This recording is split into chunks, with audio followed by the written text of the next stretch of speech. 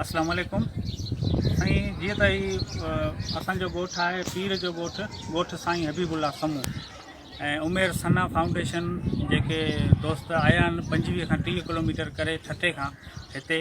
ऐं हिते जेके बि राज आहिनि ॻोठ आहिनि उन्हनि जो मेमण आहिनि, नाया आहिनि, ज़ंगियाणी बिरादरी आहे, पंवर आहिनि, उन्हनि सभिनी ॻोठनि जा हिते असां मरीज़ इकट्ठे कया आहिनि जेके तमामु मुतासिर माना बरसातुनि खां, मच्छरनि खां, आज़ार खां पोइ जेको तमामु मुतासिर थी विया आहिनि, जंहिंमें मलेरिया आहे, ख़ारिश जी बीमारी आहे, ज़ख़म आहिनि ऐं उहे जेको आहे सो उल्टी जुलाब आहे। जेके बि अहिड़े क़िस्म जा मर्ज़ आहिनि उन्हनि में काफ़ी मुख़्तला तक़रीबन 100 खां मथे मरीज़ ते अची विया आहिनि जिन जो इहे इलाजु कनि पिया। हिन इदारे जा असीं तमामु घणा थोराइता आहियूं जंहिं हिन मुश्किल वक़्त में, हिन ॿाराड़ी जंग में जिते रोड रस्तो बि कोन्हे पर उते अची करे हीअ कैंप लॻाई जंहिंमें काफ़ी इलाइक़े जे काफ़ी माण्हुनि खे वॾो फ़ाइदो मिलियो।